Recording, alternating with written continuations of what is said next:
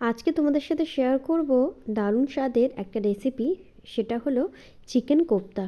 তো চলো তোমাদের সাথে খুব সহজে এই রেসিপিটা শেয়ার করি। একটা বোলের মধ্যে এখানে আমি কিছুটা চিকেনের বোনলেস পিস নিয়েছি, ওটাকে আমি মিক্সার গ্রাইন্ডারের মধ্যে একেবারে পেস্ট করে নিয়েছি।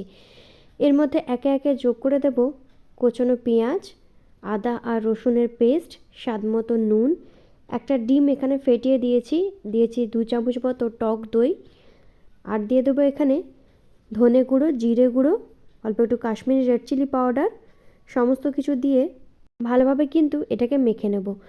তারপরে এটার মধ্যে অ্যাড করে দেবো বাইন্ডিংয়ের জন্য 2 চামচ মতো ব্রেড ক্রাম্বস। ব্রেড ক্রাম্বসটা আমি অল্পই ব্যবহার করেছি, বেশি দিলে কিন্তু টেস্টটা একদমই নষ্ট হয়ে যাবে। তো তোমরা চাইলে এখানে ময়দা বা অন্য কিছু ব্যবহার করতে পারো, কর্নফ্লাওয়ার ব্যবহার করতে পারো। আর দিয়ে দিচ্ছি অল্প একটু সাদা তেল। তারপরে হচ্ছে এরকম গোল গোল করে কোপ্তার আকারে ওগুলোকে গড়ে নেব। কড়াই দিয়ে দিয়েছি অনেকটা পরিমাণে সাদা তেল, তারপরে এক এক করে কোপ্তার আকারে এগুলোকে কিন্তু তেলের মধ্যে ছেড়ে দেবো। আঁচটাকে এই সময় কিন্তু একদম কম রাখতে হবে, না হলে কিন্তু কোপ্তাগুলো পুড়ে যাবে। তো এভাবে দু পিঠ ভালোভাবে উল্টে পাল্টে সমস্ত চিকেন কোপ্তাগুলোকে কিন্তু আমাদের ভেজে নিতে হবে। তো সব তো কোপ্তাগুলো কিন্তু আমার এখানে ভাজা হয়ে গেছে। এরপর এখানে তেলটাকে অল্প একটু কমিয়ে দিয়েছি। ওই একই প্যানের মধ্যে দিয়ে দিয়েছি পেঁয়াজ কুচি। পেঁয়াজটাকে একটু লাল লাল করে ভেজে নেব।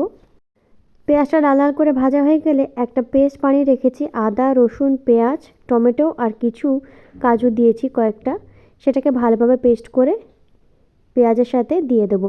মশলাটাকে ভালোভাবে কষিয়ে নেব। অল্প একটু নুন অ্যাড করেছি। যতক্ষণ না পর্যন্ত একদম তেল বের হয়ে আসে ততক্ষণ পর্যন্ত কিন্তু মশলাটাকে ভালোভাবে কষিয়ে নেব। অল্প একটু জল অ্যাড করেছি যাতে মশলাটা পুড়ে না যায়। এভাবে কম আঁচে এটাকে রান্না করতে করতে দেখবো একদম কিন্তু তেল ছেড়ে এসছে আর মশলাটা কিন্তু খুব ভালোভাবে কিন্তু কষে গেছে। এই সময় এটার মধ্যে অল্প একটু জল অ্যাড করে দেব। জল দিয়ে ভালোভাবে নাড়িয়ে চাড়িয়ে নেব। আর দিয়ে দিচ্ছি ঝালের জন্য দুটো কাঁচা লঙ্কা।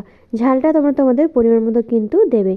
এরপর অল্প একটু চিনি অ্যাড করেছি স্বাদটাকে ব্যালেন্স করার জন্য। ঝোলটা যখন ফুটে আসবে ভেজে রাখা চিকেন কোপ্তাগুলো এটার মধ্যে দিয়ে ভালোভাবে নাড়িয়ে চাড়িয়ে নেব।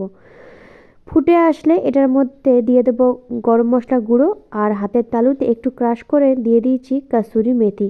ব্যাস, খুব সহজেই কিন্তু রেডি হয়ে গেল চিকেন কোপ্তা। রুটি লুচি পরোটা চাইলে তোমরা পোলাও বা ফ্রায়েড রাইসের সাথে কিন্তু এটাকে সার্ভ করতে পারো।